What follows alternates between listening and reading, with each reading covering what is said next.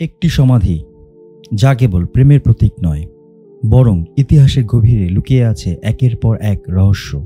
শাহজাহানের তাজমহল কি সত্যি ভালোবাসার নিদর্শন, নাকি এর গায়ে লেগে আছে রাজনীতি, ধর্ম আর গোপন কক্ষের অজানা কাহিনী? আজ আমরা জানব তাজমহলের সেই সব রহস্য যা ইতিহাসের পাতায় লেখা নেই। আপনারা দেখছেন রহস্যচক। এখানে গল্প বলা হয় না, গল্পের সত্যিটা জানানো হয়। চলুন তবে শুরু করা যাক।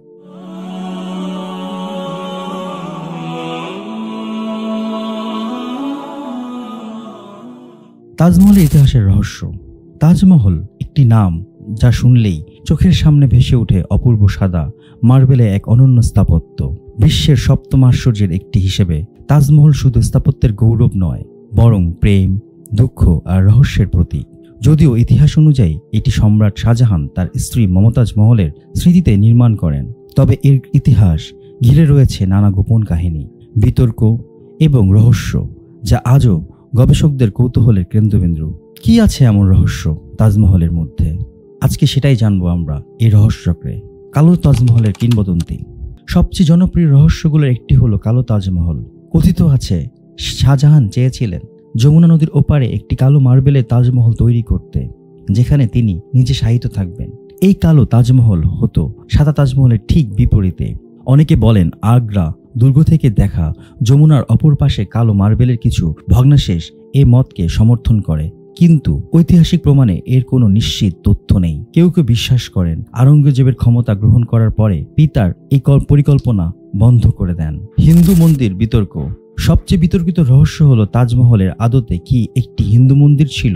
ভারতীয় ইতিহাসবিদ পুরোহিত P.N. অক তার বই তাজমহল দ্য ট্রু স্টোরিতে দাবি করেন তাজমহল আদতে ছিল একটি প্রাচীন শিব মন্দির যার নাম ছিল তেজ মহালয়। তার মতে মুঘলরা এই মন্দির দখল করে সেটিকে সমাধিতে রূপান্তর করেন। তিনি দাবি করেন যে তাজমহল ভিত্তিপ্রস্তর অনেক আগেই থেকেই ছিল, যা হিন্দু স্থাপত্য রীতি অনুযায়ী তৈরি। মার্বেলের মধ্যে থাকা কিছু নকশা ও প্রতীকী হিন্দু স্থাপত্যে ব্যবহৃত হয়। কোরআনের আয়াত খোদাই করা ছাড়াও কিছু অংশ সংস্কৃতি হস্তাক্ষর পাওয়া গেছে, যদিও এসবের প্রমাণ বিতর্কিত। অবশ্য ভারতের সর্বোচ্চ আদালত এই দাবিগুলো অস্বীকার করেছে এবং সরকারিভাবে তাজমহলকে মুঘল স্থাপত্য বলেই গণ্য করা হয়। শ্রমিকদের হাত কাটার গল্প। এক জনপ্রিয় কিংবদন্তি হলো তাজমহল নির্মাণ শেষে সম্রাট শাহজাহান সকল কারিগরের হাত কেটে দিয়েছিলেন, যাতে তারা আর কখনো এমন অপরূপ সৌন্দর্যে কিছু তৈরি করতে না পারেন। যদিও এই গল্পটি খুবই নাটকীয় এবং আবেগঘন, তবে ইতিহাসে এর কোনো প্রমাণ সূত্র নেই। তবে কিছু ইতিহাসবিদ মনে করেন প্রকৃত ঘটনা হতে পারে, নির্মাণ শিল্পীদের গোপন চুক্তিতে রাখা হয়েছিল বা তাদের অন্য কোথাও পাঠিয়ে দেওয়া হয়েছিল। তবে এই কাহিনী আজও মানুষের মনে ভয়াবহ এক রহস্য হিসেবে গেঁথে আছে। গুপ্তকক্ষ ও বন্ধ দরজা। তাজমহল ভিত্তিতে ও নিচতলায় এমন অনেক কক্ষ রয়েছে যা জনসাধারণের জন্য বন্ধ। এর মধ্যে কিছু কক্ষে প্রবেশ অনুমতি দেওয়া হয় না এবং সেগুলোর ভিতরে অবস্থা আজও রহস্য চাদরে ঢাকা। 2022 সালে ভারতে এই বিষয়টি নিয়ে একটি মামলা হয়, যেখানে দাবি করা হয় তাজমহলে 22টি বন্ধ দরজা খুলে এগুলোর ইতিহাস জনসমক্ষে আনা হোক।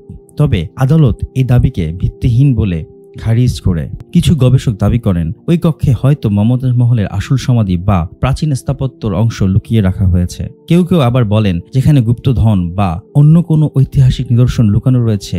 এখন পর্যন্ত এসব রহস্যের কোনোটি নিশ্চিতভাবে প্রমাণিত হয়নি। অদৃশ্য মিথ্যা সমাধি। তাজমহলের ভেতরে মমতাজ ও শাহজাহানের সমাধি দেখা যায়, কিন্তু তা আসলে ছায়া সমাধি। সত্যিকারের সমাধি মাটির নিচে অবস্থিত, যা জনসাধারণের নাগালের বাইরে। এ নিয়ে অনেকে প্রশ্ন করেন কেন এমনভাবে দুটো স্তরে সমাধি তৈরি করা হলো। কেউ কেউ এর পেছনে ধর্মীয় ব্যাখ্যা দেন, কেউ বলেন এটি নিরাপত্তাজনিত কারণ, আবার কেউ বলেন এটি স্থাপত্যগত কৌশল। কিন্তু এই দ্বৈত সমাধি ব্যবস্থা ইতিহাসে খুব বেশি প্রচলিত নয় এবং এটির অস্তিত্ব অনেকের কাছে রহস্যময় থেকে। তাজমহলের রং পরিবর্তন। অনেকে পর্যবেক্ষণ করে লক্ষ্য করেছেন দিনের বিভিন্ন সময় তাজমহলের রং পরিবর্তিত হয়। ভোরে হালকা গোলাপি, দুপুরে চকচকে সাদা এবং রাতে রূপালী বা নীলাভ। কেউ কেউ একে আধ্যাত্মিক প্রতিক্রিয়া বলেও উল্লেখ করেছেন। বৈজ্ঞানিক দৃষ্টিকোণ থেকে এটি মূলত সূর্যের আলো ও বায়ুমণ্ডলের পরিবর্তন কারণে ঘটে।